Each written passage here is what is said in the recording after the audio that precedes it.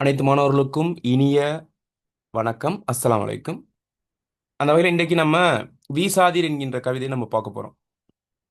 மிக சிறப்பான ஒரு கவிதை. ஈழத்து மகாகவி என போற்றப்படுகின்ற தூணா உருத்திரமூர்த்தி எழுதிய சிறப்பான ஒரு கவிதையை நம்ம பார்க்க போறோம். ஓகே. அப்ப தூணா உருத்திரமூர்த்தி ஈழத்து மகாகவி அப்படிங்கிற ஒரு பெயரை கூறி பெயரை சொல்லி அழைக்கப்படுறார். என்ன தூணா உருத்திரமூர்த்திங்கிறது வந்து பெருசா யாருக்கும் விளங்காது. ஈழத்து மகாகவி அப்படின்னா விளங்கும். சரியா? அப்ப மகாகவி அப்படிங்கிறது யாருக்கான பேர்? சாதாரண சொல்லுங்க பாப்போம். மகாகவிங்கிறது யாருக்கான பேர்? சாதாரண பொதுவா மகாகவி பேசலாம். பாரதியார். பாரதியார். பாரதியாரோட தான் அடைமொழியாக மகாகவி என்கின்ற பெயர் சூட்டப்பட்டுச்சு. அவராவே சூட்டிக் கொண்டாரா அல்லது சூட்டப்பட்டுச்சு அப்படின்னா சூட்டப்பட்டது. அவரோட இலக்கிய ஆளுமையை கருத்தில் கொண்டு சுப்பிரமணிய பாரதியார் என்கிறது அவர் இயற்பெயர். அவருக்கு மகாகவி என்கின்ற பெயர் சூட்டப்பட்டது. அந்த வகையில ஈழத்து மகாகவி என்கின்ற பெயரை சூட்டியது யார்? தூணா உருத்திரமூர்த்திக்கு ஈழத்து மகாகவின்னு ஒரு பெயரை ஒரு அடையா சூட்டினது யாரு தெரியுமா? யாரு சூட்டினது? அவராவே தன்னை ஈழத்து மகாகவி என்று அழைத்துக் கொண்டார். அதான் உண்மை. அப்ப ஒருவர் வந்து தன்னை பாரதிக்கு நிகராக, அதாவது தமிழ் இலக்கிய உலகிலே ஒரு பெரிய புரட்சியை தந்தவர் தான் யாரு? மகாகவி சுப்பிரமணிய பாரதியார். சரியா? எனவே அவர் வாழ்ந்த காலப்பகுதியில் இவர் இல்லாவிட்டாலும் கூட அவருடைய அந்த இலக்கிய செழுமை, இலக்கிய நோக்கம் எல்லாவற்றையும் தனது கவிதைக்குள் உட்படுத்தி கொண்டு தன்னை ஈழத்து மகாகவி என அவர் புனைப்பெயர் கொண்டு அழைத்து கொண்டார். அதற்கான காரணம் அவரது கவிதையின் மீதுள்ள நம்பிக்கை. அவர் கவிதையில் இருக்கக்கூடிய சொல்லப்படுகின்ற பாடுபொருள், அந்த கவிதையில் இருக்கக்கூடிய உருவம், அந்த கவிதையில் இருக்கக்கூடிய உள்ளடக்கம் தான் தன்னைத்தானே மகாகவி என அவர் வரித்து கொண்டார். எனவே அவர் மகாகவி என்று சொல்லிக் கொண்டாலும் கூட அவருக்கு நிகராக இருக்கின்றதா என்றால் இருக்கின்றது. இன்னவைதான் கவி எழுத ஏற்ற பொருள் என்று பிறர் சொன்னவற்றை நீர் திருப்பிச் சொல்லாதீர். சோலை கடல் முகில் மேகம் என்பவற்றை மறவுங்கள் மீந்திருக்கும் இன்னல் உழைப்பு ஏழ்மை என்பவற்றை பாடுங்கள்னு யார் சொல்லியிருக்காருன்னு கேட்டா இவர் தூணா உருத்திரமூர்த்தி தனது கவிதை எப்படிப்பட்டது, தனது கவிதை எவ்வாறானதாக அமைய வேண்டும் என்கின்ற அடிப்படையில் கேட்டபோது கவிதைக்கு ஒரு கவிதை சொல்லியிருக்கார். இதுதான் இன்னவைதான் கவி எழுத ஏற்ற பொருள் என்று பிறர் சொன்னவற்றை நீர் திருப்பிச் சொல்லாதீர். இந்த கவிதைனா இந்த தலைப்பு தான் இருக்கணும், பெண்ணை பற்றி பாடணும், இயற்கையை பற்றி பாடணும், கடவுளை பற்றி பாடணும் என்று மற்றவர்கள் சொன்னதை நீ என்ன செய்யக்கூடாது, சொல்லக்கூடாது, பாடக்கூடாது. மீந்திருக்கும் மக்களது ஏழ்மை, இன்னல், உழைப்பு என்பவற்றை பாருங்க. அப்ப சாதாரண மக்களோட வாழ்வியலை என்ன செய்யுங்க, நீங்க பாடுங்க. அதுதான் சிறப்பானது ஒரு இலக்கியம் அப்படிங்கிறது என்னன்னு கேட்டால் அவர் சொல்ல வரார். சரியா? அப்போ இதுதான் என்னன்னு கேட்டால் அந்த இவரோட அந்த நோக்கம். சரி, அப்போ இவர் நிறைய கவிதைகள் எழுதியிருக்கார். நம்ம ஒரு தனி கிளாஸே செய்யலாம் அவருடைய இலக்கியத்திட்ட செழுமையை பற்றி. இதுதான் கூட நம்ம நேரத்துக்கு கருத்து கொண்டு நம்ம வந்து தொடர் ஸ்டார்ட் பண்ண போகிறோம். நாளை மறுநாள் தொடர் ஸ்டார்ட் ஆக போகுது கவிதைகள். நிறைய பேர் இணைஞ்சிருக்கீங்க. அதே போல் இணைய விருப்பமானவங்க இணைஞ்சு கொள்ளுங்க. இனி நமக்கு நேரம் இல்லை, குயிக்காக முடிக்கணும். இலக்கணத்தோடு நம்ம முடிச்சிட்டோம். அதுக்கு பிறகு கவிதையில் ஸ்டார்ட் பண்ணுறோம். நிறைய மாணவர்கள் இணைச்சு கொண்டு நம்ம செய்யணுங்கிறதுக்காக தான் கொஞ்சம் லேட் பண்ணோம். இனியும் தாமதிக்க இயலாது. உங்களுக்கான தகவல்லாம் கொடுக்கப்பட்டிருக்கு. உடனடியாக நீங்கள் ஜாயின் பண்ணுறதுக்கு பாருங்கள். சரி, அதில் நம்ம மிக தெளிவாக இன்னும் நிறைய விஷயங்களை நம்ம பார்க்கலாம். ஓகே, அப்போ இன்றைக்கு நம்ம என்ன செய்யணும்னு கேட்டால் இந்த கவிதையோட விஷயத்தை நம்ம பார்ப்போம். என்னத்தை சொல்ல வருது இந்த கவிதை அப்படிங்கிறத பார்ப்போம். ஓகே, அப்போ இப்படி பார்க்கும்போது பிள்ளைகள் கவிதை அதாவது பாடக்கூடிய பாடுபொருள் நிறைய இருக்கு. இருந்தாலும் கூட சொல்லுவாங்க, தனது மொழி அறியாதவன் தனக்கு கடவுளாக இருக்க முடியாது, தன் வழி அறியாதவன் தமக்கு தலைவனாக இருக்க முடியாதுன்னு சொல்லுவாங்க. அந்த மாதிரி இலக்கியவாதிகளும் அப்படிதான். அந்த சமூகத்தில் இருக்கக்கூடிய, அந்த சமூகத்திலே வளர்ந்து வாழ்ந்து இருக்கக்கூடிய அந்த இலக்கியவாதி அல்லது ஒரு கவிஞன் தனது சமூகத்தை பிரதிபலிப்பான், தான் வாழ்ந்த சூழலை பிரதிபலிப்பான். அது எப்படியோ சரி, அது பிரதிபலித்தே ஆகும் என்கின்ற அடிப்படையில் தான் மகாகவி உருத்திரமூர்த்தியும் சாதாரணமாக வாழ்வியல் நடக்கக்கூடிய சாதாரண, அதாவது விளிம்பு நிலை மனிதர்கள்னு சொல்லுவாங்க. யார் விளிம்பு நிலை மனிதர்கள்னு சொல்லுங்க யாராவது. விளிம்பு நிலை மனிதர்கள் யாரை சொல்றது? யார விளிம்பு நிலை மனிதர்கள் நம்ம சொல்லுவோம்? அடிமட்ட மக்கள். அடிமட்ட மக்கள். வேற? அதாவது பிள்ளைகள் மையம் விளிம்புன்னு இருக்கு. வட்டத்துல மையம் விளிம்புன்னு இருக்கு. வட்டத்தின் மையம்ங்கிறது நடுப்பகுதி, விளிம்புங்கிறது ஓரப்பகுதி. சரியா? இப்ப ஒரு முதலாளி மையமா இருக்கும்போது தொழிலாளி என்னவா இருப்பான்? விளிம்பா இருப்பான். ஏன்னா அவனுக்கு அதிகாரம் இருக்காது. அந்த மையத்தை சுற்றி தான் அவன் வாழ வேண்டிய சூழ்நிலை ஏற்படும். சாதாரண ஒரு பிச்சைக்காரன் மையமா விளிம்பா? விளிம்பு. ஏழை விளிம்பு. விளிம்பு நிலை மனிதர்கள்னு சொல்றது. எனவே இங்கு உள்ளவர்கள், அதை முன்பு கவிதை எழுதியவர்கள் மைய நிலையில் உள்ளவர்கள் தான் கவிதை எழுதுவாங்க. மன்னரை பற்றியோ கடவுளை பற்றியோ சரியா எழுதணும். ஆனால் இத்தகைய கவிஞர்கள், இப்ப நீங்க நான் முத்துக்குமார் எடுத்துக்கிட்டா சாதாரணமான கவிதை எழுதுவார். அவர் நிறைய படிக்கலாம் பிள்ளை, நமக்கு நேரம் போதில் தான். இல்லாட்டி நமக்கு அதுக்கு ஒரு கிளாஸ் செய்யலாம். பார்ப்போம், நம்ம கவிதையை ஸ்டார்ட் பண்ணும்போது அதை கொஞ்சம் கவித்துவத்துக்குள்ள போயிட்டு போவோம். பிறகு நம்ம பார்ப்போம். இப்போ இதில் நம்ம இதுக்குள்ளே வாரேன், கொஞ்சம் விஷயங்களை நான் ஷேர் பண்ணிட்டு பாடத்துக்குள்ள வார். சரியா? ஓகே. எனவே இந்த விளிம்பு நிலை மனிதர்கள்ங்கிறது ரொம்ப முக்கியமான. இந்த விளிம்பு நிலை மனிதர்களோட வாழ்வியல் எப்படிப்பட்டது? இப்போ நான் ஒரு கவிதை எழுதியிருந்தேன். சரியா? நான் உங்களுக்கு அடிக்கடி ஏற்கனவே வந்தவங்களுக்கு தெரியும், சோளக்கடைக்காரி என்கின்ற கவிதை. நானும் கவிதை எழுதக்கூடிய ஆள் தான், நான் கவிஞர் தான். சாகித்ய விருது கூட வாங்கியிருக்கேன் நான். அப்போ ஒரு சோளக்கடைக்காரி என்கின்ற கவிதை. பாருங்க, நான் அதை சொல்றேன், உங்களுக்கு எவ்வளவு தூரம் அது புரியுதுன்னு பாருங்க. அதுக்கு பிறகு நான் விளக்கம் தேவையில்லை, அது கவிதையிலே இருக்கு. சரியா? வளாக வாயிலில் வாயில் வெற்றிலையுடன் வேக வைத்த சோளத்தை விற்றாக வேண்டுமென காகத்தை விரட்டியபடி காத்திருக்கும் சோளக்கடைக்காரி. இவள் சோளம் அவித்தால்தான் சோறு அவியும் அவள் வீட்டெடுப்பில். எப்போதும் போலவே சோக முகத்துடன் சோள மூட்டையை பற்றியபடி அன்றும் வந்தாள். விடுமுறைக்காய் விடுதி மூடப்பட்ட செய்தி அப்புறம்தான் அவளுக்கு தெரிந்தது. விடுமுறைக்காய் விடுதி மூடப்பட்ட செய்தி அப்புறம்தான் அவளுக்கு தெரிந்தது. உழைப்பின்றி சென்றவள் உலை வைக்க என்ன செய்திருப்பாளோ. உழைப்பின்றி சென்றவள் உலை வைக்க என்ன செய்திருப்பாளோ. என்ன கவிதை? இந்த கவிதை என்ன என்ன செய்தி சொல்லுது? சொல்லுங்க. என்ன செய்தி சொல்லுது இந்த கவிதை? அவட அந்த நாள் வருமானம் இல்ல, அவட ஆ கஷ்டத்தை சொல்லுது. அவளோட ஏழ்மை நிலையை சொல்லுது. அப்ப இது நான் கிரியேட் பண்ணதா அல்லது நடந்த சம்பவமா? கவிதை வாசிக்கும் போது உங்களுக்கு, கேட்கும்போது உங்களுக்கு விளங்கியிருக்கும். நடந்த சம்பவம்.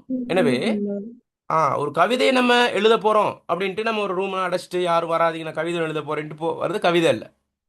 இயல்பா உள்ளத்திலிருந்து வரக்கூடியது. எனவே அந்த கவிதை உள்ளத்திலிருந்து வரக்கூடியது எப்படின்னு கேட்டால், அது ஏதாவது ஒரு புள்ளியில தான் அது ஆரம்பிக்கும். ஏதாவது ஒரு சம்பவமா இருக்கலாம், ஒரு மனதுக்குள் இருக்கக்கூடிய அழுத்தமா இருக்கலாம். சரியா? எனவே இப்படிப்பட்ட கவிதைகள் உயிர்ப்புள்ளதா இருக்கும். அப்படிப்பட்ட ஒரு உயிர்ப்புள்ள கவிதை தான் இந்த வீசாதீர் கவிதை. எனவே ஒரு சாதாரணமாக பிச்சைக்காரர்கள் நம்ம பார்க்குறோம். பிச்சைக்காரனை பார்த்தா நம்ம என்ன செய்வோம்? நமக்கு முடிந்த ஒரு சில்லறையை நம்ம என்ன செய்வோம்? போடுவோம். இல்லாட்டி கண்டும் காணாத மாதிரி போவோம். அது இயல்பான ஒரு விஷயம். சரி, ஆனால் அது மனதில் நிற்க அப்போ அந்த நேரத்தோட சரி, பிச்சைக்காரன் ஒருத்தர் நின்னான்னு அவ்வளோதான். ஆனால் இவன் கவிஞர் பாங்க என்ன செய்யறான்னு கேட்டால், அதை அவதானிக்கிறார். அவன் அந்த செயற்பாடு, அவன் இருந்த சூழல், அவனை ட்ரீட் பண்ணுற விதம், மற்றவர்கள் எப்படி அவரை பார்க்குறாங்க. ஒரு உயிர், பிச்சைக்காரனாக இருந்தாலும் சரி பணக்காரனாக இருந்தாலும் சரி, உயிர் தான், ஒரு உயிர் தான், உயிர்ப்பு தான், ஒரு ஒரு ஒரு மனிதன் தான். எனவே இந்த சந்தர்ப்பத்தில் மனிதனை மனிதனாக பார்க்கணும், அவன் ஸ்டேட்டஸை பார்க்கக்கூடாது. சரியா? எனவே அந்த நிலையையும் அந்த அவன் நிலைமையையும் உதாசீனப்படுத்தக்கூடிய சில கயவர்கள்ட குணாதிசயம், அது என்ன சொல்றது, அது கூடாத ஒன்று என்கின்ற விஷயத்தை அழுத்தம் திருத்தமாக ஒரு நக்கல் பாணியில், சரியா, ஒரு எள்ளல் நடையில் இவர் சொல்ல முற்படுறார். சரி, அதை தான் நம்ம என்ன பார்க்க போறோம். நேரடியாக போமா கவிதைக்கு? ஓகே, பாருங்க. ஏதோ அவதியிலே ஏகுகிறீர் ஏனப்பா, நீர்தான் உலகு நிலை மாறி பாதாள தாழ விழாமல் அதன் வாழ்வை காப்பவரோ. வாழி என் தாழ்மை வணக்கங்கள். ஓகே, ஒரு ஆள் வாசிங்க இந்த கவிதை. முதல் முதல் முதல் பந்தியம் மட்டும் வாசிங்க ஒரு ஆள் குயிக்கா.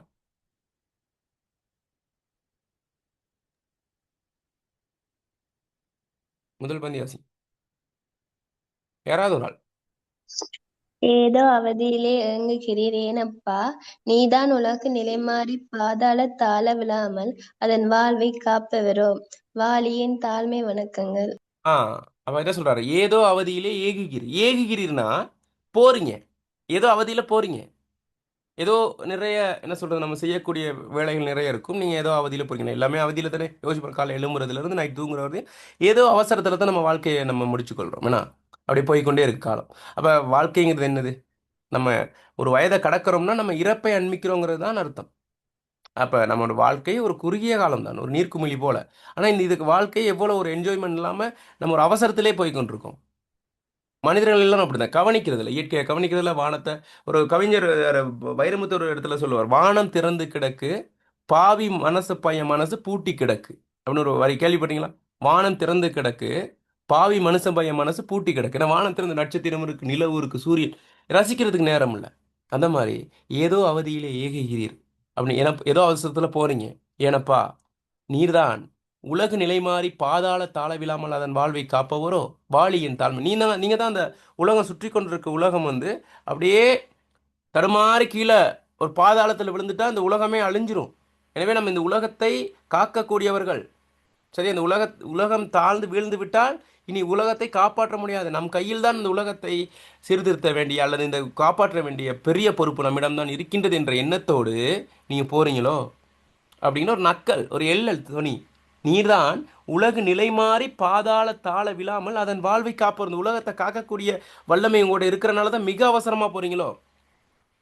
பாலி வாழ்க வாழ்க, என் தாழ்மை வணக்கங்கள். என் தாழ்மையான வணக்கங்கள். அப்போ என்னத்தை சொல்ல வராரு? இப்போ நம்ம வந்து ஒரு ஒரு ஸ்டேஜில் வணக்கம்னு சொன்னால் சொல்லிட்டு வந்துடுவோமா? அனைவருக்கும் வணக்கம்னா என்ன அர்த்தம்? வணக்கம் சொல்கிறதுக்கான அர்த்தம் என்ன? ஆரம்பிக்கிறதுக்கு அர்த்தம் இன்னும் தொடர போகிறோம். வேணா வணக்கம் சொல்கிறது வந்து எதையும் ஆரம்பிக்கிறதுக்கு தான்.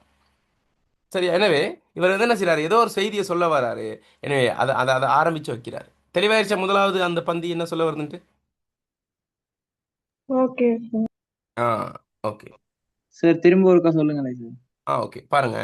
ஏதோ அவதியிலே ஏகுகிறீர், ஏதோ அவசரத்துல போறீங்க. ஏனப்பா ஏனப்பா சாதாரணமாக பேச்சு முடியலப்பா. ஏன்பா என்ன ஓய் அப்படி சும்மா சாதாரணமாக பேச்சு முடியல. ஏனப்பா நீர் தான், நீங்க தான் உலக நிலை மாறி, உலகம் வந்து சுற்றி கொண்டிருக்கிற உலகம். சரியா? உலகம் எப்படி சுற்றுது பிள்ளைகள்? நம்ம ஜியோகிராஃபியில் படிச்சிருப்பீங்க. எப்படி உலகத்து மற்ற கோள்களை விட புவியின் சிறப்பு என்ன? சொல்லுங்க பார்ப்போம். புவியிட சுழற்சியில சிறப்பு என்ன? தன்னை தானே சுற்றி வருது.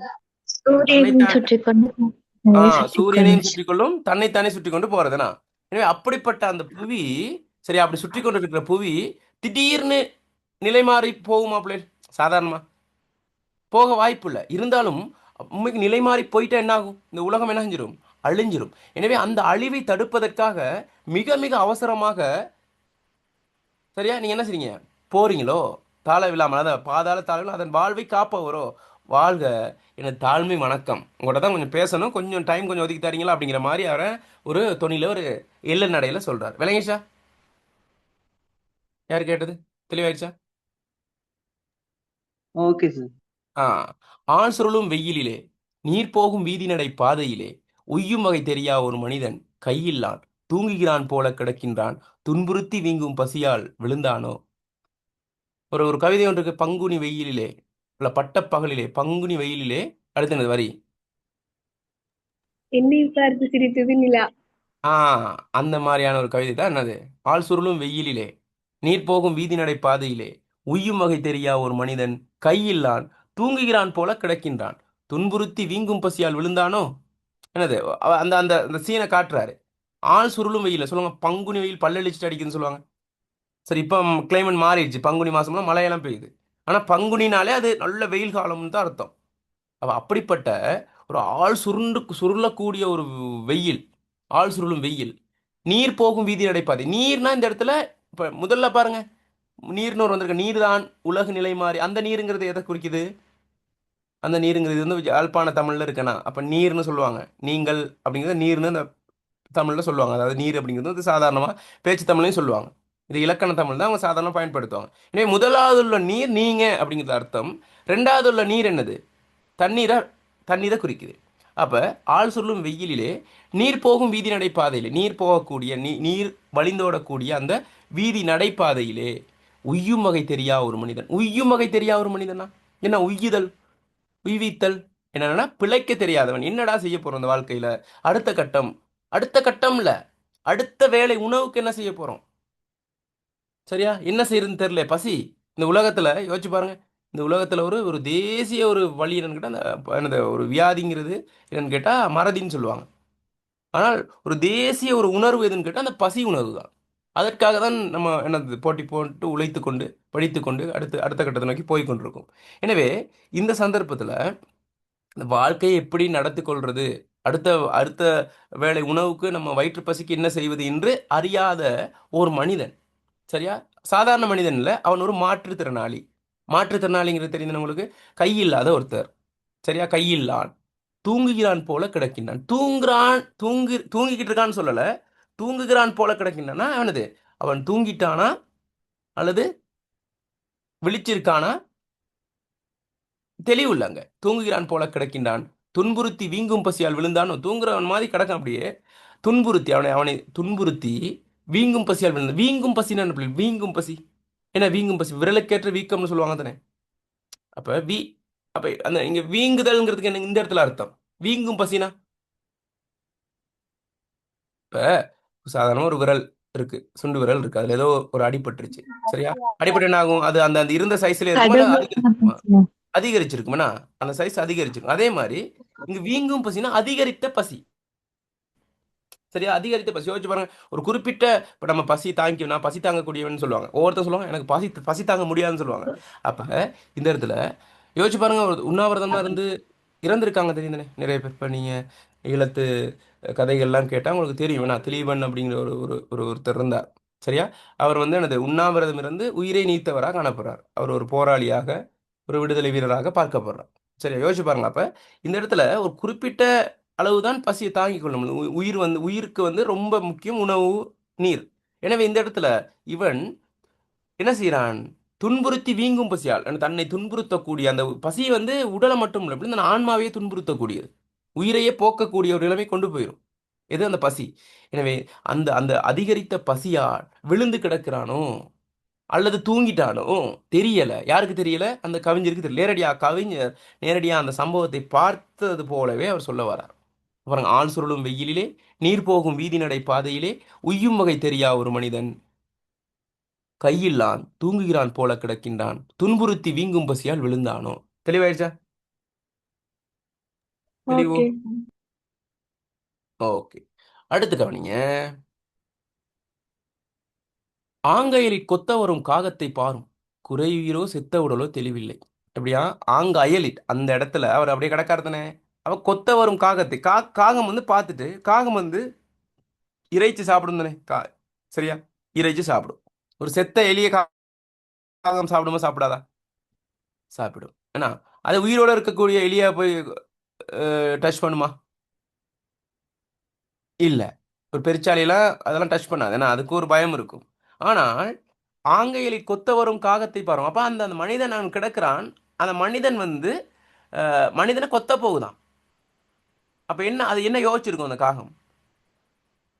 அவன் செத்துட்டான், அவன் பிணம். சரியா? அப்ப என்னது? அந்த அந்த இறைச்சியை நம்ம டேஸ்ட் பார்க்கலான்ட்டு போகுது. ஆனா கிட்ட போனோம் என்ன செய்யுது? கன்ஃபியூஸ் ஆகுது. பாஸே கன்ஃபியூஸ் ஆயிட்டாரு அப்படிங்கிற மாதிரி இந்த இடத்துல கன்ஃபியூஸ் ஆகுது. ஏன்? அவன் செத்துட்டானா உயிரோட இருக்கானாங்கிற ஒரு தெளிவு இல்லை. அதுதான் ஆங்கையிலை கொத்த வரும் காகத்தை பாரும், குறையுயிரோ செத்த உடலோ தெளிவில்லை. Note clear. சரியா? உங்களுக்கு தெளிவாயிருச்சா இந்த பந்தி? காகத்துக்கு தெளிவாயிருச்சோ இல்லையா? உங்களுக்கு தெளிவாயிருச்சா என்ன சொல்ல வருதுன்ட்டு? ஓ சார். அப்ப என்ன அர்த்தம்? அந்த இடத்துல என்னத்த சொல்ல வர்றார் அந்த கவிஞர்? அவன் வந்து ஒரு மயக்க நிலையில இருக்கான். மயக்க நிலையில இருக்கான். செத்துட்டானா உயிரோட இருக்கானான். இப்ப இதற்கான காரணம் என்னவா இருக்கும்? நைட் தூங்கலையா அவர், அதனால வந்து வீதியில படுத்து கிடக்காரு. என்ன காரணம்? பசி மயக்கம், பசிக்கலைன்னு சொல்லுவாங்க. பசி மயக்கத்துல அவர் இருக்காரு. அப்ப நான் விரதம் இருக்கிறாரா? என்ன காரணம் பசிக்கு? வறுமை. வறுமை. அது இல்லாம அவர் ஒரு பிச்சைக்காரர் என்றபடியால், அவர் பிச்சைக்காரன்னா என்னது? அவருக்கு வந்து உழைத்து உண்ணக்கூடிய உடல் பலம் அவர் இருக்கா? இல்ல, அவர் கை இல்ல. சரியா? எனவே அவர் என்னது? மற்றவர்களிடம் யாசகம் பெற்றுதான் தன் வாழ்வை கொண்டு நடத்த வேண்டும் என்ற விதிக்கு உட்பட்டவராக அவர் காணப்படுறார். சரி, அதனால அவர் என்ன செய்யறாருன்னு ஒரு அதிகரித்த பசியால் அவர் வீழ்ந்து கிடக்கிறார். தெளிவா? ஓகே. அடுத்து பாருங்க. சற்றெனினும் நில்லாது நெஞ்சில் நெகிழ்வேதும் காணாது சில்லறையில் ஒன்றை செருக்கோடு செல்லுங்கால் வீசி விடுதல் விரும்பினீர். அப்படியா? இப்போ நம்ம ஃபர்ஸ்ட்ல சொன்னார் தானே, தாழ்மை தாழ்மை வணக்கங்கள்னு சொன்னார், தாழ்மை வணக்கங்கள்னு சொன்னார் தானே. அவர் அங்கே சொல்லிட்டு திரும்ப இந்த இதெல்லாம் சீரெல்லாம் சொல்லி முடிக்கிறாரு. இப்போ அந்த மேலுள்ள அந்த அந்த முதலாவது பந்தியையும் இதோட ஜாயின் பண்ணி பாருங்க. எப்படி இங்கே ரெண்டாவது இப்போ இடையில சொன்னது வந்து பிச்சைக்காரனை சித்தரிக்கிறார். ஆனால் இதில் வந்து என்னன்னு கேட்டால் அடுத்த அதோட தொடர்புபடுத்தி பார்த்தோம்னா ஈஸியாக இருக்கும். ஒரு உரையாடல் தான் நடக்குது. யாரோட? அந்த வீதியில் போகக்கூடிய பாதசாரியோட ஒரு உரையாடல் நடக்குது. சரியா? ஓகே. அப்போ என்ன சொல்லணும்னு கேட்டால், சற்றெனும் இல்லாது மிக வேகமாக போனீங்க. சரி, மிக மிக வேகமாக போகிறீங்க, ஏதோ ஒரு அலுவல் நிமித்தம் போகிறீங்க. சரியா? அது எல்லாருக்கும் பிஸி தான், எல்லாரும் பிஸி தான். ஓகே. ஆனால் சற்றே ஒரு கொஞ்ச நேரம் ஒரு எத்தனை ஒரு ஒரு காசை குனிஞ்சு போடுறதுக்கு பிள்ளைகள் ஒரு கையில் உள்ள ஒரு ஒரு ஒரு ஒரு 5 ரூபாயோ 10 ரூபாயோ ஒருத்தருக்கு கொடுக்கறதுக்கோ அல்லது பிச்சை போடுறதுக்கோ சாதாரணமாக எவ்வளோ நேரம் எடுக்கும்? ஒரு அரை மணி நேரம் எடுக்குமா குனிஞ்சு போடுறதுக்கு? எவ்வளோ நேரம் எடுக்கும் சாதாரணமாக? ஒரு 3 செகண்ட், ஒரு 5 செகண்ட். ஓகே, அவ்வளோதான். எனவே அதற்கு கூட நேரம் இல்லாமல் சற்றெனினும் நில்லாது நெஞ்சில் நெகிழ்வேதும் காணாது. என்ன நெகிழ்வேதும் காணாதுன்னு என்னது? நெகிழ்வுனா நெகிழ்ச்சி அடைஞ்சிட்டேமாங்க. ஏன்னா நெகிழ்வுங்கிறது மனதுக்குள்ள எந்த ஒரு பாவம்டா பிச்சைக்காரன். எப்படி நம்ம வாழ்க்கை இப்படி நமக்கு வந்துருச்சு, இப்படி நம்ம வாழ்ந்து கொண்டிருக்கோம் சாதாரணமாக, சாப்பிட்டு சரி இருக்கோம். ஆனால் இவன் பாவமே, அவன் கை இல்லையே அப்படிங்கிற ஒரு நெகிழ்வு தன்மை அல்லது இரக்க சுபாவம் அவன்கிட்ட இல்லை. சரி, நெஞ்சில் நெகிழ்வேதும் காணாது சில்லறையில் ஒன்றை செருக்கோடு, அந்த சில்லறையில் ஒன்றை, பொக்கெட்டில் நிறைய சில்லறை இருக்கு, அது என்ன செய்றாரு? ஒன்றை எடுக்கிறாரு. அவர் சில்லறைனா கூடியபட்சம் எவ்வளோ ரூபாய் இருக்கும்? அது இப்போ ஒரு சில்லறை காசுனா எவ்வளோ ரூபாய் இருக்கும்? பெருமதி, கூட பெருமதியான சில்லறை எவ்வளோ? 10 ரூபா. 10 ரூபா. இப்போ அதே ஒரு கவிதை எழுதுகிற காலப்பகுதியில் 10 ரூபா இருந்துச்சு. இப்போ தான் டாலர் வந்திருக்கு. அப்போ 5 ரூபாயா இருக்கலாம். 5 ரூபாயா இருக்கலாம். சரியா? அல்லது 2 ரூபாயோ 1 ரூபா இருக்கும். அப்போ அந்த குறிப்பிட்ட சிறிய தொகையை சரியா, சிறிய தொகை சில்லறையில் ஒன்றை செருக்கோடு, என்ன செருக்கான்? ஒரு பெரிய ஒரு செக் எழுதி, பிளாங்க் செக் எழுதி கொடுக்குற மாதிரி ஒரு கௌரவம் அவருக்கு. சரியா? அந்த செருக்கோடு போகும்போதே வீசுறது. சில பேர் என்ன செய்வாங்கட்டா, அந்த வீட்டில் உள்ள குப்பைகளை சிலன்கிட்ட அங்கே என்ன செய்யுது, அது ஊரில் போட்டால் சிக்கலாயிருவாங்கன்னு, நம்மட வீட்டுக்கு முன்னுக்கு போட்டால் சிக்கலாயிரும். என்ன செய்யுது, வெஹிக்கிள் எது வச்சிருந்தா என்ன செய்வாங்க, அந்த வெஹிக்கிள் எடுத்துகிட்டு போய் என்ன செய்வாங்க, அந்த பார்சலை ஆத்துல போடுவாங்க. போகும்போது நின்று கவனிச்சா போட்டுக்கிட்டு இருப்பாங்க. போகும்போதே வீசிட்டு போயிரு, யாராச்சும் கவனிக்கிறானாடா அப்படின்ட்டு, என்னது பேச்சை எது வந்துருவானோ அப்படிங்கிற அந்த பயத்தோட சரி வீசிட்டு அப்படியே போயிடுறது. அந்த மாதிரி இவர் பொக்கெட்டில் இருந்த காசு என்ன செய்யறாருன்னு கேட்டா, செருக்கோட, ஏன் செருக்கு, அவர் பெரிய ஒரு பெருமதியான காசு தானே போடுறாரு. அதெல்லாம் நக்கல், இதெல்லாம் இல்லை, நம்ம படிப்போம் கேள்வி பதில். செருக்கோடு செல்லுங்கால் போகும்போது வீசி விடுதல் விரும்பினீர். வீசிட்டு போறதுக்கு நீங்க விரும்புனீங்க. சரியா? ஓகே, உங்களோட செயற்பாடு இதுதான். சரியா? ஒரு கல்விங்கிறது என்னன்னு கேட்டா, கல்விங்கிறது என்ன பிள்ளை? என்ன கல்விங்கிறது? என்ன ஒரு வரைவிலக்கணம் என்ன கல்விக்கு? என்ன கல்வினா என்ன? செயலில் ஏற்படுகின்ற மாற்றம். செயலில் ஏற்படுகின்ற மாற்றம் தான் கல்வி. எனவே இவர்ட கல்வி நிலைமை இவர்ட செயலே தெரிஞ்சு, இவர் எப்படிப்பட்ட ஆள், மனநிலையே காட்டும் ஒரு செயற்பாடு. அப்ப இப்படி வீசிட்டு போறதுக்கு விரும்புனீங்களே. அடுத்து பாருங்க, அழகான ஒரு பேச்சு தமிழ்ல சொல்றாரு. வேண்டாம் ஓய். சரி, வேண்டாம் ஓய். சரியா? ஓய்ங்கிறது இப்ப சாதாரணமா நண்பர்கள் கடையில் ஓய்ன்னு சொல்லுவோம் தானே. வேற யாரோட ஓய்ன்னு சொல்லுவோம்? நண்பர்கள் பேசும்போது ஓய்ன்னு சொல்லுவோம். ஹோய் அப்படின்னு சொல்றது. வேற அன்பின் நிமித்தமும் ஹோய்ன்னு சொல்லலாம். ஓகே. அப்ப வேண்டாம் ஓய் கூசு முகமதிக்கும் கொள்கை. ஏன் இப்படி ஒரு கூசக்கூடியதுன்னா, அவரே யோசிச்சு பாருங்க. அப்படி விட்டு அவரும் பிச்சைக்காரர் தான், இருந்தாலும் அவருக்குன்னு ஒரு இதயம், மனசு இருக்குன்னு பிள்ளை. அப்ப அவர் வீசிட்டு போகையில அவருக்கு ஒரு ஒரு தாழ்வு மனப்பான்மை, ஒரு குற்ற உணர்வு வருமோ வராதா? வராதா? வரும். அப்ப வேண்டாமோ கூசும் அவமதிக்கும் கொள்கை. ஏன் இப்படிப்பட்ட கொள்கை உங்ககிட்ட? கொள்கைன்னு அந்த இடத்துல எதை சொல்ல வருது? உங்களோட எண்ணம். உங்களோட எண்ணம் ஏன் இப்படி ஒரு மற்றவனை அவமதிக்கக்கூடிய ஒரு எண்ணம் ஏன் உங்கள்கிட்ட இருக்கு? ஆசை மிகு ஆதலினால் அவன் என்ன செய்வான்னு கேட்டா, பசியோட தானே இருக்கான். அப்ப அந்த இடத்துல அந்த ஒரு சில்லறை காசு விழுந்தாலும் அவனுக்கு ஒரு பெரிய ஒரு காண்டாமணி ஓசை சத்தமாய் தான் கேட்கும். ஏன்னு சொல்லுங்க? ஏன்னா அவன் எதிர்பார்ப்பு முழுக்க என்னது, அந்த காசு வந்து விழாதா, அந்த காசை நம்ம என்ன செஞ்சு சேகரித்து போயிட்டு ஒரு பனிஸ் வாங்கி சாப்பிட மாட்டோமா, ஒரு சோறு பார்சல் வாங்கி சாப்பிட மாட்டோமா, ஒரு எண்ணம் இருக்குமா இருக்காது? அந்த அந்த அந்த பசி வயிற்றுக்கல்லே போது யோசிச்சு பாருங்க. நம்ம ஸ்கூல் வரும்போது ஸ்கூல் நம்ம வந்திருப்போம் தானே, இப்போ ரொம்ப இன்டர்வலும் சாப்பிடணும் வைங்களே, அப்புறம் 2 மணிக்கு ஸ்கூல் விட்டோன்னா நம்ம என்ன செய்வோம், காலையில் அடிக்கிற பெல் கூட பெருசாக நமக்கு பெருசாக கணக்கெடுக்க மாட்டோம். ஆனால் அந்த ஸ்கூல் விடையில் அடிக்கும்போது வரும் ஒரு சந்தோஷம், சரியா? என்ன செய்யணும், ஒரு சிறகடிச்சு பறந்துட்டு வீட்டுக்கு ஓடும். வீட்டுக்கு போது மிக தீவிரமாக பசியாக இருக்கும்போது யோசிச்சு பாருங்கள், நமக்கு ட்ரெஸ்ஸை கழட்டிட்டு கையெல்லாம் கழுவிட்டு நல்லா குளிச்சுட்டு சாப்பிட்றதுக்கு தோணுமா? எப்படி டிரெக்டாக போய் சாப்பிட தான் தோணும், கையை லைட்டாக சரி கழுவிட்டு. சரியா விளங்குதா? அப்போ ஏன்னா அந்தளவு பசி மயக்கம் வந்து மனிதனை வந்து மாற்றிவிடும். சரி, தனது செயற்பாடையே மாற்றிவிடும். எனவே இவனும் பசியில் இருக்கிற காரணத்தினால காசு சின்னது சத்தம் கேட்டாலும் அவன் என்ன செஞ்சிருவான், எழும்பிடுவான். இப்போ என்ன செஞ்சுக்கிட்டு இருக்கான், தூங்கிட்டு இருக்கான். அந்த பசி மயக்கத்தில் தூங்கிட்டு இருக்கான். எனவே யோசிச்சு பாருங்க. சரியா? உலகத்திலேயே ஒரு மிகப்பெரிய ஒரு ஒரு ஒரு வலி நிவாரணி எதுன்னு சொல்லுங்க, வலி நிவாரணி எதுன்னு சொல்லுங்க. இந்த உலகத்திலே எந்த மருந்தாலையும் தனது கவலைகளையும் அழுத்தத்தையும் போக்க முடியாது. ஆனால் ஒன்றால மட்டும் முடியும். என்னது? சாப்பாடு தூக்கம் சரி. இல்ல, இன்னும் சாப்பாடு இல்ல, தூக்கம் தூக்கம். யோசிச்சு பாருங்க, அந்த தூங்கிட்டோம்னு வைங்களேன், என்ன பிரச்சனை இருந்தாலும் சரி. தூங்கிட்டோம்னா அந்த இடத்துல நம்ம வந்து ஒரு அரை பிணத்துக்கு சமம்.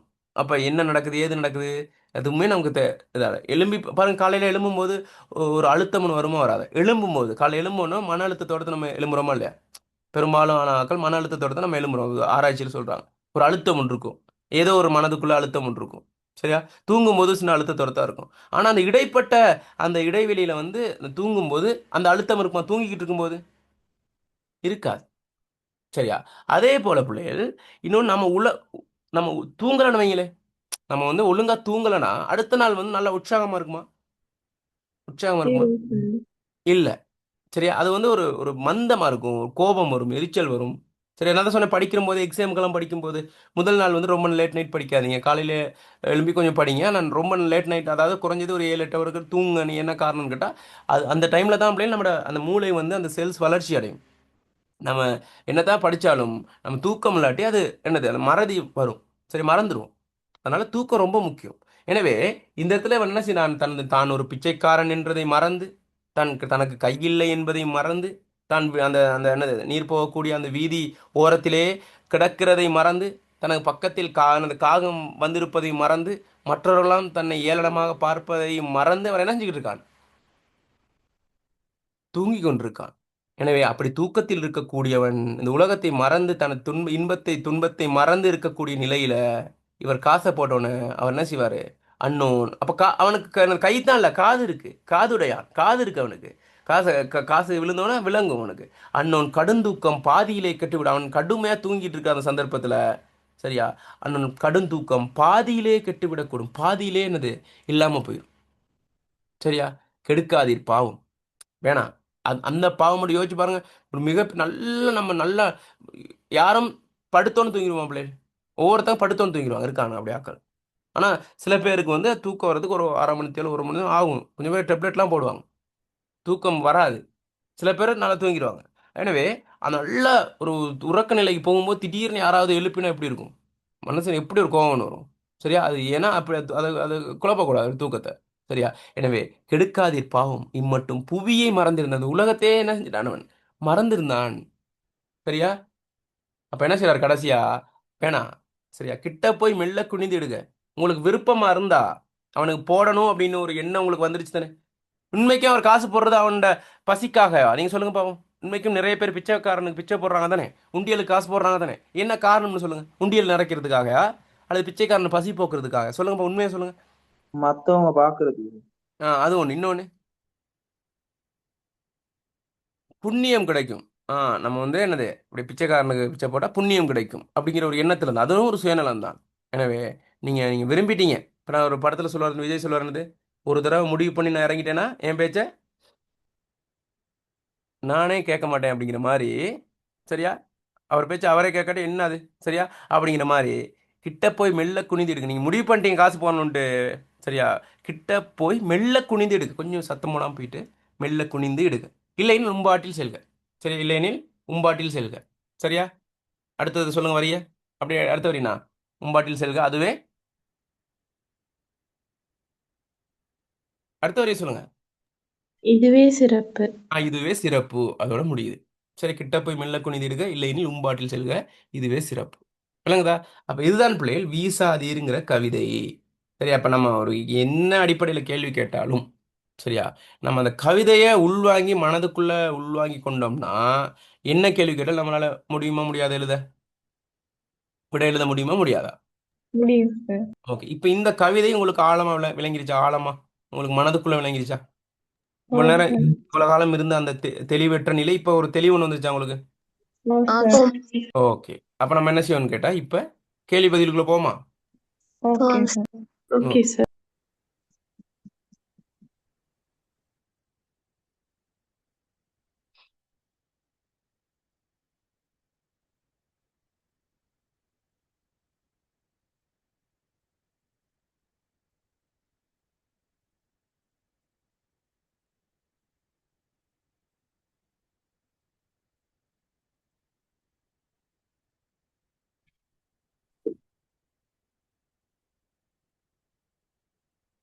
ஓகே. ஸ்கிரீன்ல தான் பாருங்க. ஸ்கிரீன்ல தான். ஆம் சார். ஓகே. பாருங்க, முதலாவது கேள்வி, இக்கவிதையில் கவிஞர் கூற வந்து விடயம் என்ன? சரியா? ஒவ்வொன்றா பார்த்துட்டு போவோம். திரும்ப பாஸ் பேப்பர் ஏற்கனவே இந்த கேள்வி வந்துருச்சு. அதை திரும்ப இதெல்லாம் பார்த்து முடிச்சுட்டு நம்ம பாஸ் பேப்பர் எப்படி கேள்வி கேட்குறாங்கன்னு பார்ப்போம். இதில் ஒட்டுமொத்த எல்லா கேள்வியும் இருக்குது இதில். உங்களுக்கு எப்படி எப்படி கேள்வி கேட்கலாம்? ஏன்னா எல்லா கேள்வி கேட்க மாட்டாங்க. 10 கேள்வி கேட்பாங்களா ஒரு ஒரு கவிதையை கொடுத்துட்டு? குறைந்தது எத்தனை? 4 கேள்வி வரும். சரி, அதனால நம்ம இதில் கேட்கக்கூடிய எல்லா கேள்விக்கான விடையும் இதில் இருக்கு.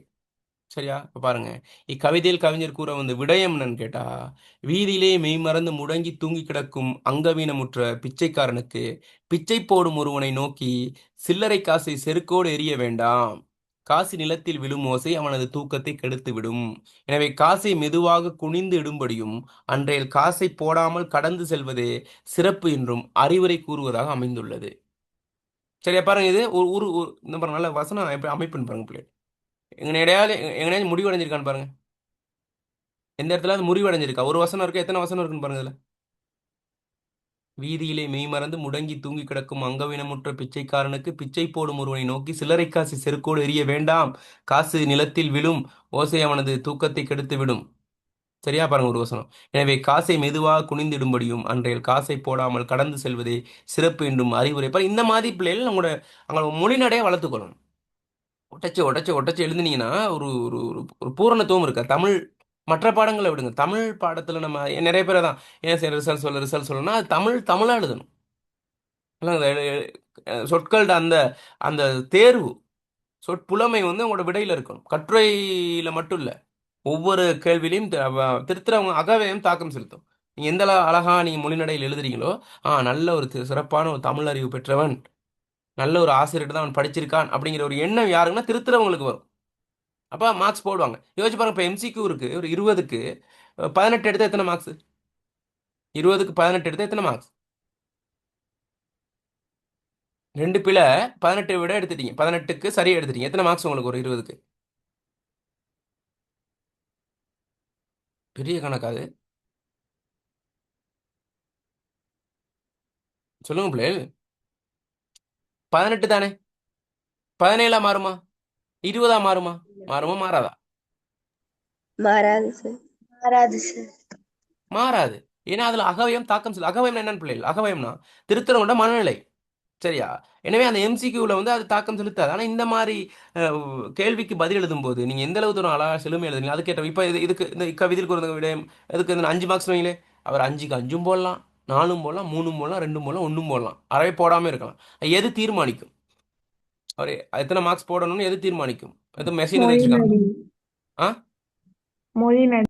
மொழிநடையும் நீங்கள் கொடுக்கக்கூடிய விஷயம், உருவமும் உள்ளடக்கமும் அந்த மெளி செழுமையும். சரியா? அதனால ரொம்ப அவதானமாக இருக்கணும் பிள்ளை. வெறும கவிதை விளங்கிச்சு எது வேணுமா எழுத இயலாது. கணக்காக அது கருத்துப்படி எழுதணும். ஓகே. அடுத்து பாருங்க, கவிதை அப்போ விளங்கிச்சா பிள்ளைகள்? கவிதை கவிஞர் கூற அந்த விடயம் என்னன்ட்டு திரும்ப விளங்கப்படுத்தணுமா? அது சுருக்கமாக சொல்லியிருக்கேன் அதை ஃபில்டர் பண்ணி. அடுத்து, கவிதையில் மையப்பொருளின் ஊடாக தொனிக்கும் கருத்துக்கள் அவை. இந்த மையப்பொருள் என்னத்தை சொல்ல வராரு? வீதியில் முடக்கம் கொண்டுள்ள பிச்சைக்காரன் ஒருவனின் அவலநிலை, பிச்சைக்காரன் மீது கவிஞர் கொண்ட இரக்கம், ஏழைகளுக்கு செய்யப்படும் உதவிகள், மனிதாபிமானத்துடன். பாருங்க, ஏழைகளுக்கு வாசிங்க ஒரு ஆள் அந்த பாயிண்ட்டை வாசிங்க, ஒரு ஆள் 3வது பாயிண்ட்டை வாசிங்க.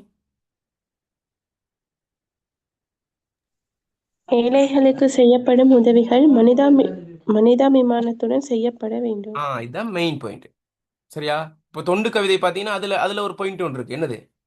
தொண்டு கவிதைக்கு ஒரு பாயிண்ட் ஒன்று இருக்குனது. தொண்டு என்பது சுயநலம் சார்ந்த சுரண்டல் அப்படிங்கிற ஒரு பாயிண்ட் இருக்கு. அதெல்லாம் நல்லா பாடமாக வச்சுக்கொள்ளணும். இங்கு ஏழைகளுக்கு செய்யப்படும் உதவிகள் மனிதாபிமானத்துடன் செய்யப்பட வேண்டும். எந்த இடத்துல அது தொனிக்குது அப்படின்னு கேட்டா, நீ போடுற காசு மெல்ல குனிஞ்சு போடு, இல்லாட்டி உன் வேலையை பார்த்துட்டு போ. செய்யறதா இருந்தா மனிதாபிமானத்தோடு செய், இல்லாட்டி உன் வேலையை பார்த்துட்டு போ. அவ்வளவுதான். அந்த இடத்துல தான் இதுக்கு வருது. அவசர உலகில் வாழும் மனிதன் அலட்சிய மனோபாவம் சொன்னேன். அந்த இடத்துல அலட்சிய மனோபாவம் எந்த இடத்துல சொல்லுது பாருங்க. அவசர உலகில் வாழ்றான் அப்படிங்கிறத எந்த இடத்துல சொல்லுது கவிதையில? கவிதை ஞாபகம் வரணும் கடன் நம்ம படிக்கும்போது. நான் இப்ப கடகன்னு சொல்லுவேன் இந்த கவிதையை. ஏதோ அவதியிலே எகிறானே. ஏதோ அவதியிலே ஏகுகிறீர் ஏனப்பா. சரியா? அந்த இடத்துல ஏதோ அவதியிலே ஏகிறீர் இருக்கு தெரியுமா? அதுதான் இங்க அவசர உலகில் வாழும் மனிதன் அலட்சிய மனோபாவம். அலட்சிய மனோபாவம் எங்க இருக்கு? அந்த இடத்துல போகும்போது குனிஞ்சு போடாம அதான் அலட்சிய மனோபாவம். விசேட தேவையுள்ளோர் மீது வாசகர் பார்வை திருப்புதல். அப்ப வாசகர் என்னது? இப்படியும் உயிர் இருக்கு இந்த உலகத்துல, நீ காணாத, நீ நீ பார்க்கறதுக்கு நேரம் ஒதுக்காத எத்தனையோ பேர் இருக்காங்க, கொஞ்சம் அவங்களையும் பாரு அப்படிங்கிறத சொல்ல வராது. அதை சொல்றாங்களே. இப்போ நம்ம வந்து ஃப்ரீ டைம்ல ட்ரிப் எல்லாம் போவோம் தானே. சரியா? உண்மைக்கும் வந்து ஒரு மனிதன் எங்கெங்க போகணும் அப்படின்னு கேட்டா, இந்த வாழ்க்கையை புரிஞ்சு கொள்றதுக்கு ஹாஸ்பிட்டலுக்கு போகணுமா? சரி, ஹாஸ்பிட்டலுக்கு போகணும். ஏன்னு சொல்லுங்க, ஏன் ஹாஸ்பிட்டல் போகணும்? நாங்கள் நம்ம ஒரு தேக ஆரோக்கியத்தோடு இருக்கோம், ஆனால் அங்கே எத்தனை பேர் வந்து உயிருக்கு போராடி கொண்டிருக்காங்க. அதே கேன்சர் ஹாஸ்பிட்டலுக்கு போகணும், ஒரு ஒரு மனநல வைத்தியசாலைக்கு போகணும், ஒரு போலீஸ் ஸ்டேஷனுக்கு இது சாரி ஒரு சிறைக்கு போய் பார்க்கணும். மனிதர்கள் வந்து எப்படி நம்ம அப்போ தான் ஒப்பிட்டு பார்க்கலாம் நம்ம எவ்வளோ தூரம். இப்போ நிறைய பேர் என்னது, எனக்கு மட்டும்தான் இந்த பிரச்சனை, இந்த உலகத்தில் நான் மட்டும்தான் என்னது சிக்கலானவன்னு தோணும் தானே இயல்பா. ஆனால் நம்மையும் விட நிறைய பேர் இங்கே தாழ்ந்து கிடக்கிறார்கள்ங்கிற அந்த அந்த எண்ணத்தை நம்ம உண்டு பண்ணிட்டோம்னா வாழ்க்கை வந்து சுமையாக தெரியாது அப்படிங்கிறதுக்காக. சரி, எனவே இங்கு விசேட தேவையுள்ளோர் மீது வாசகர் பார்வை திருப்புதல், பயன்மிக்க கொடையை வலியுறுத்தல். பயன்மிக்க கொடையை கொடுக்கணும். இடது கைக்கு கொடுக்கறது வலது கைக்கு தெரியக்கூடாது, வலது கையில் கொடுக்கறது இடது கைக்கு தெரியக்கூடாதுன்னு சொல்லுவாங்க. அந்த மாதிரி பயன்மிக்க கொடையை வலியுறுத்துதல் போன்ற செய்திகளையும் கவிஞர் இணைத்து பேசுகிறார். விளங்கிச்சா? கவிதையில் மைய பொருளூடாக துணிக்கும் கருத்துக்கள் என்ன விளங்கிச்சா? தெளிவா? ஓகே. கூற வந்த விடயத்தை எவ்வாறு எடுத்து கூறுகிறார் மொழி சரியா? அப்ப என்னது? அப்ப எழுதலுமா? கூற வந்த விடயத்தை எவ்வாறு எடுத்துக்கிறார்? நன்றாக எடுத்து கூறுகிறார் அப்படின்னு எழுதலுமா? சோட்டா எழுதுவாங்க கொஞ்சம் பேர், அப்படி சம்மந்தம் இல்லாம. கூற வந்த விடயத்தை எவ்வாறு எடுத்து கூறுகிறார், அதாவது மொழிநடை சிறப்பு. எப்படி பிள்ளைகள் ஒரு விஷயத்த சொல்ல வாரம் தானே, அதான் சொல்றேன். ஒரு கவிதையில உருவம் உள்ளடக்கம் 2 இருக்கு. சரியா? நான் அடிக்கடி சொல்லுவேன் தானே, உருவம் என்ன உள்ளடக்கம் என்ன, என்னது சொல்லுங்க யாராவது ஒரு ஆள். உள்ளடக்கம்ங்கிறது அதுல உள்ள விஷயம். இதுல என்னது? ஒரு பிச்சைக்காரன் அவலநிலையை சொல்லணும். சரியா? உள்ளடக்கம். உருவம்ங்கிறது அதை எப்படி கொண்டு வராரு, அந்த வீதியை சித்தரிச்சு அதுல என்னது ஒருத்தரோட உரையாடுற மாதிரி, அதுதான் என்னது உருவம்.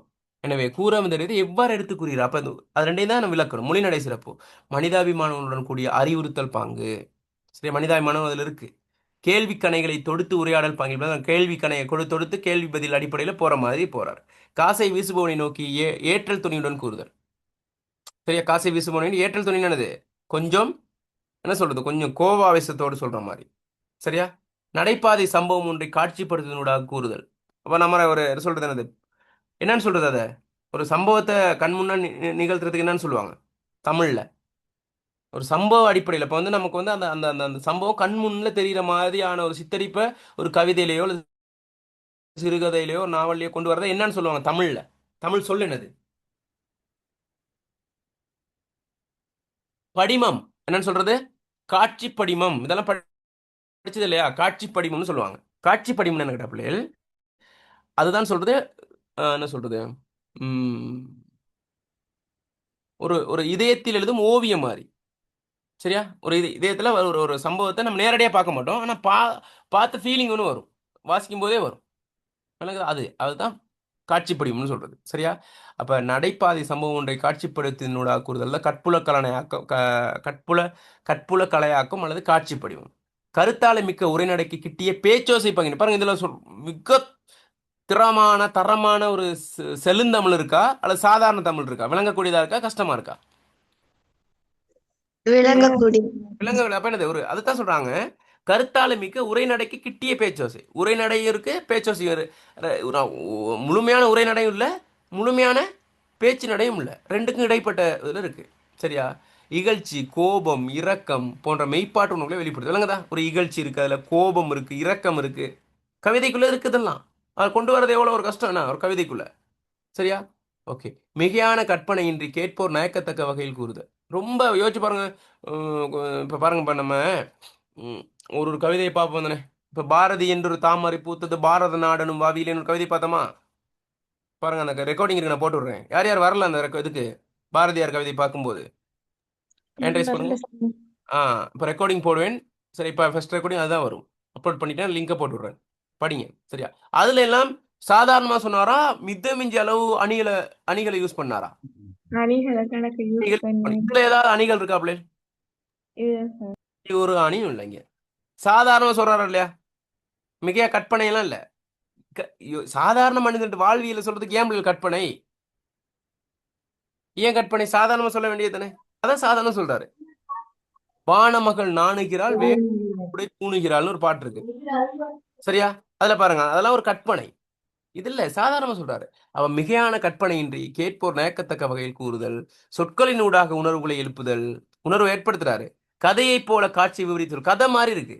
உண்மைங்க, ஒரு கதையை வாச்ச மாதிரி இருக்கா இல்ல இந்த கவிதையை வாச்ச பிறகு? படிப்போரின் உள்ளத்தில் தாக்கத்தை ஏற்படுத்தக்கூடிய வலுவுள்ள விவர நடை. ஒரு தாக்கத்தை, உங்களுக்கு ஒரு தாக்கம் ஏற்படுதா இல்லையா? இந்த பிச்சைக்காரன் மீது உங்களுக்கு என்ன எண்ணம் தோன்றுது? ஒரு பரிவு, ஒரு பாசம் தோன்றதா இல்லையா? என்ன மனுஷங்க வை நீங்க, அப்படி நம்ம அவர் ஓவி சொல்ற மாதிரி தான். தோன்றதா இல்லையா? தோன்றும். சரியா? மனித உணர்வு தான் தோன்றும். எளிமையாக சொற்களை கையாண்டுள்ளமே. பாருங்க, சின்ன சின்ன சொற்கள். அந்த மாதிரி எளிமையான சொற்கள் கொஞ்சம் சொல்லுங்க. இதுல இப்படி பாயிண்ட்ஸ் ஃபார்ம்ல எழுதுறது எக்ஸாமுக்கு இல்ல, விலைக்கு தான் கொண்டு போகணும். போய்ங்கிற ஒரு சொல்லா இருக்கலாம், வேண்டாம்ங்கிற ஒரு சொல்லா இருக்கலாம், வேற ஏனப்பா. ஏனப்பா, இதெல்லாம் சாதாரணமானது. சரியா? மனிதநேயமற்ற செயற்பாடுகளை ஏளனமாக வெளிப்படுத்தியமை. ஏளனம் இருக்கா, இல்ல நடை இருக்கா இல்லையா? இருக்கு. பிச்சைக்காரன் பற்றிய சித்தரிப்பில் வாசகர் மனக்கண்ணில் அவர்களை முன்னிறுத்தும் முன்னிடைப்பு. அப்ப விளங்குதா? வாசகர் யார் இந்த இடத்துல? நீங்க தான். சரியா? பிச்சைக்காரன் பற்றிய சித்தரிப்பில் வாசகர் மனக்கண்ணில் அவர்களை முன்னிறுத்தும் மொழிநடையில் பின்பற்றியுள்ளார். சரியா? அந்த விஷயம் வருது. ஓகே. அடுத்து, பிச்சைக்காரன் நிலைப்பாடு தொடர்பாக கவிஞர் குறிப்பிடவில்லை. அவன் நிலைப்பாடு என்னது? ஆள் சுருளும் வெயில்ல, கடுமையான வெயில்ல படுத்திருக்கிறான். வாழ்வதற்கு வழிவகை தெரியாத மனிதனாக காணப்படுறான். தனது கைகளை இழந்தவனாக காணப்படுறான். பசி மயக்கத்தில் தூங்கும் போனவன் போல கிடக்கிறான். விளங்குதா? விளங்குதா? அப்ப அப்படி இப்படி இருக்கு கொஞ்சங்க.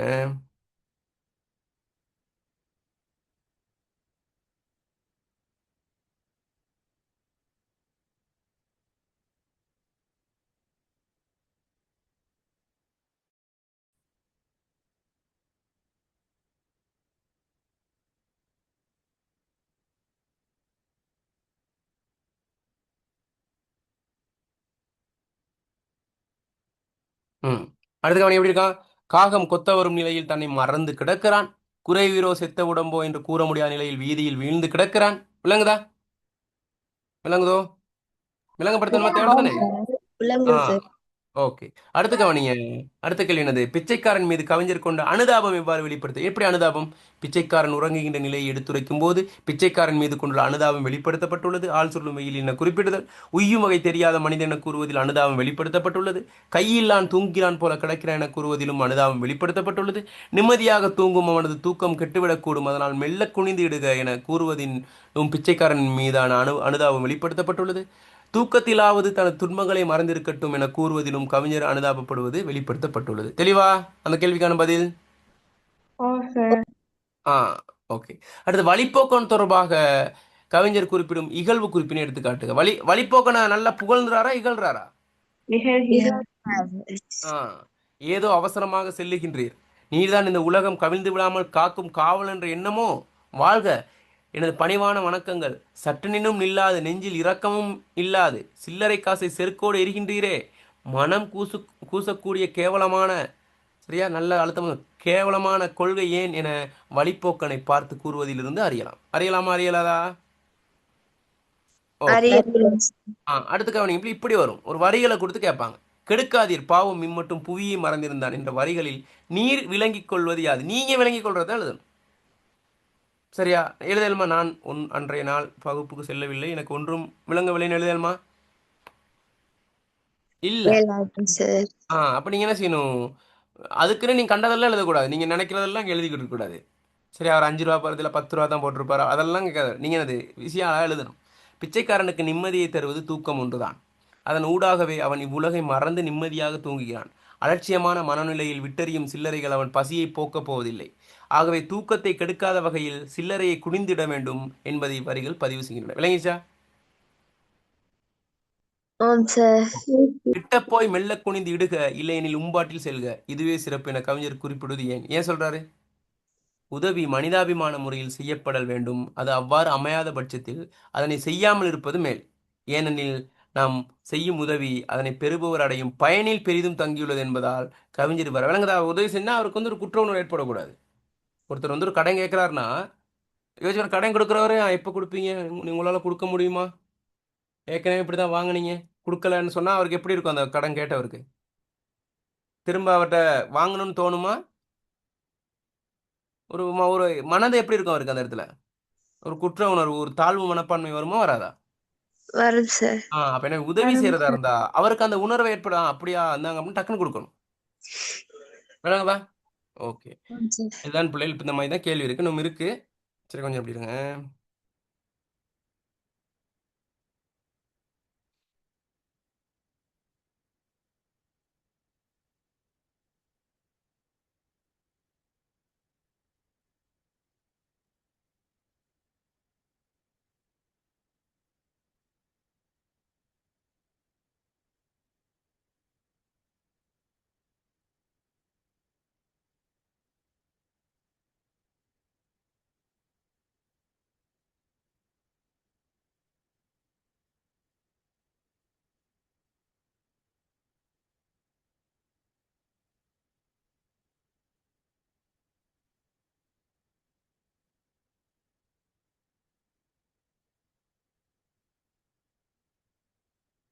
விளங்குதா? ஆம் சார். ஓகே. கவிதையில் எள்ளல் பாங்கு இலையோடும் சந்தர்ப்பங்களை எடுத்துக்காட்டி விளக்குக. எள்ளல் பாங்குன்னா என்ன பிள்ளைகள்? நகைச்சுவை பாங்கு. எள்ளல், நக்கல், நையாண்டின்னு சொல்லுவாங்க. நகைச்சுவையோட அந்த என்ன சொல்றது, ஒரு ஒரு எள்ளல்ங்கிறது நக்கலா சொல்றது. சரியா? இக்கவிதையில் எள்ளல் பாங்கு இலையோடும் சந்தர்ப்பம் எடுத்துக்காட்டுது. ஏதோ அவதியிலே ஏகிரு ஏனப்பா நீர்தாம் உலகு நிலை மாறி பாதாள தாளவில்லாமல் அதன் வாழ்வை காப்பவரோ என்ற வினா எள்ளல் பாங்கில் அமைக்கப்பட்டுள்ளது. அதாவது இன்றைய அவசர உலகம் இங்கு கேள்விக்குறியாக்கப்பட்டுள்ளது. தெளிவா? ஆம் சார். வாழியன் தாழ்மை வணக்கங்கள் என்பதும் எள்ளலாகவே அமைந்துள்ளது. அவசர உலகத்தில் வாழும் மனிதருக்கு கவிஞர் எள்ளலாக வணக்கம் செலுத்துகிறார். சரிதானே? விளங்குது? எள்ளலா வணக்கம் சொல்றதான் தேவையில்லை. ஏன் வணக்கம் சொல்றாரு? அது நக்கல் தான். சரியா? இல்லையெனில் உம்பாட்டில் செல்க, இதுவே சிறப்பு என்பதும் கூட பயனற்ற உதவி செய்யாமல் இருப்பதும் சிறப்பே இல்லை. விளங்குதா? நீங்க பேசாம போறதே ரொம்ப நல்லம். விளங்குதா? விளங்குதா? அந்த மாதிரியான விஷயம். தெளிவா பிள்ளைகள்? இந்த கேள்விக்கான பதில் எப்படி இருக்குன்ட்டு ஆம் சார். ஓகே. கவிதையில் வாசகர் நுலத்தில் எழுப்பும் உணர்வுகள் விளக்குக. இரக்கம், உய்யும் வகை தெரியா மனிதன் ஆள் சொல்லும் வகையில் கிடத்தல். நையாண்டி, பாதாள தாளவில்லாமல் அந்த வரி. அவல நிலை, கையில்லாதவன். துயர நிலை, வீங்கும் பசியால் விழுந்தானோ. வெறுப்பு, சில்லறையில் ஒன்றை செருக்குடன் வீசுதல். அறிவுரை கூறல், கிட்ட போய் மெல்ல குனிந்திடுக. பொறுப்பு, குனிந்திடுகள் எனில் உம்பாட்டில் செல்க. நிம்மதி, இதுவரை புவியை மறந்து நிம்மதியாக இருந்தான். விளங்குதா? இதெல்லாம் இப்படி கேட்டால் எழுதலாம். சரி, எவ்வளோ கேள்வி வர 11 கேள்வி வரப்போகுது பிள்ளை. ஆனால் எல்லா பக்கமும் நம்ம பார்த்துட்டோம். ஏன்னா அடுத்து பாருங்க, கடைசியாக ஒரு கேள்வி பார்ப்போம். கவிஞர் கவிதை ஊடாக ஏற்படுத்த விரும்பும் சமூக மாற்றம் என்ன? உதவிகள் கடமைக்காகவன்றி தேவையறிந்து செய்யப்பட வேண்டும்.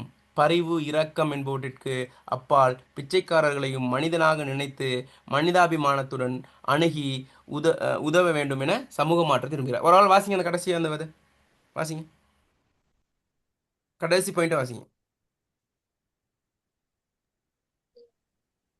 உதவிகள் கடமைக்காகவன்றி தேவையறிந்து செயல்பட வேண்டும். பரிவு, இரக்கம் என்பவற்றிற்கு அப்பால் பிச்சைக்காரர்களையும் மனிதராக நினைத்து மனிதாபிமானத்துடன் அணுகி உதவ வேண்டும் வெரி எனும் குட். சமூக மாற்றத்தை விரும்புகிறார். உதவிகள் கடமைக்காகவன்றி தேவையறிந்து செயற்பட வேண்டும். பரிவு இரக்கம் என்பவற்றிற்கு அப்பால் பிச்சைக்காரர்களை மனிதராக நினைத்து மனிதாபிமானத்துடன் அணுகி உதவ வேண்டும் எனும் சமூக மாற்றத்தை விரும்புகிறார். தெளிவா பிள்ளைகள? அப்ப தெளிவா? ஓ சார். ஓ சார் சார். ஆ ஓகே. அப்ப இந்த கவிதை ஏற்கனவே படிச்சிருப்பீங்க.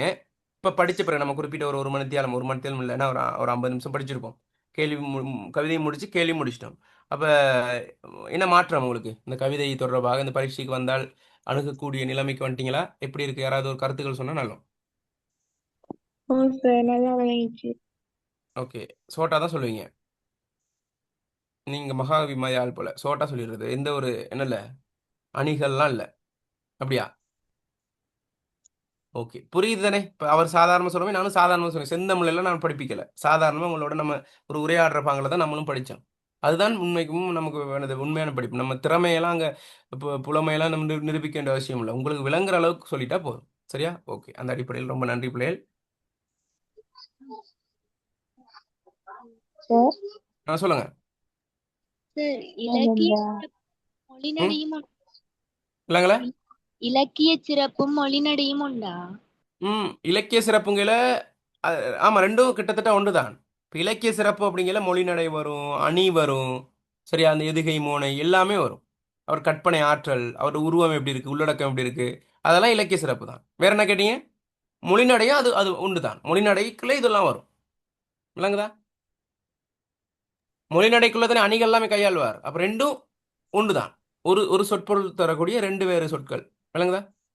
Okay sir. ஓகே. சார், சொல்லுங்க.